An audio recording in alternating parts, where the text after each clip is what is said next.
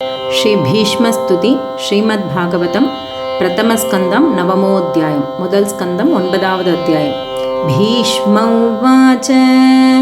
ఇతి మతిరుపకల్పితా వితృష్ణా భగవతి సాత్వత పుంగవే విభూమ్ని స్వసుఖముపగతే క్వచిద్విహర్తుం ప్రకృతిముపేయుషి యద్భవ ప్రవాహః త్రిభువనకమనం తమాలవర్ణం రవికరగౌరవరాంబరం దధానే వపురలకకులావృతాననాబ్జం విజయసఖే రతిరస్తు మే నవద్యా యుధితురగరజో విధూమ్రవిశ్వక్ కచలులితశ్రమవార్యలంకృతాస్యే మమ నిశితశరైర్విభిద్యమానత్వచి విలసత్కవచేస్తు కృష్ణ ఆత్మా సపది సఖివచో నిశమ్య మధ్యే నిజపరయోర్బలయోరథం నివేశ్య స్థితవతి పరసైనికాయురక్ష్ణా హృతవతి పార్థసఖే రతిర్మమాస్తు వ్యవహితపృథనాముఖం నిరీక్ష్య స్వజనవధాద్విముఖస్య దోషబుద్ధ్యా కుమతిం అహరదాత్మవిద్యయా యః చరణరతిః పరమస్య తస్య మేస్తు స్వనిగమం అపహాయ మత్ప్రతిజ్ఞాం ఋతమధికర్తుమవప్లుతో రథస్థః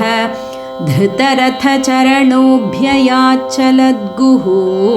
హరిరివ హन्तुमिभं गतोत्तरीयः शितविशिखहतो विशीर्णदंशः क्षतजपरिप्लुत आततायिनो मे प्रसभमभिससारमद्वधार्थं स भवतु मे भगवान् गतिर्मुकुन्दः विजयरथकुटुम्ब आततोत्रे धृतहयरश्मिनि तच्छ्रिये क्षणीये भगवति रतिरस्तु मे मुमूर्षोः यमिह निरीक्ष्य हताः गताः स्वरूपं ललितगतिविलासवल्गुहास प्रणयनिरीक्षणकल्पितोरुमानाः कृतमनुकृतवत्य उन्मदान्धाः प्रकृतिमगन् किल यस्य गोपवध्वः मुनिगणनृपवर्यसङ्कुलेन्तः सदसि युधिष्ठिरराजसूय येषाम् अर्हणमुपपेद ईक्षणीयः मम दृशि गोचर एष आविरात्मा तमिमम् अहमजं शरीरभाजां हृदि हृदि दिष्टितम् आत्मकल्पितानां प्रतिदृशमिव नैकधार्कमेकं समधिगतोऽस्मि विधूतभेदमोहः. सूत उवाच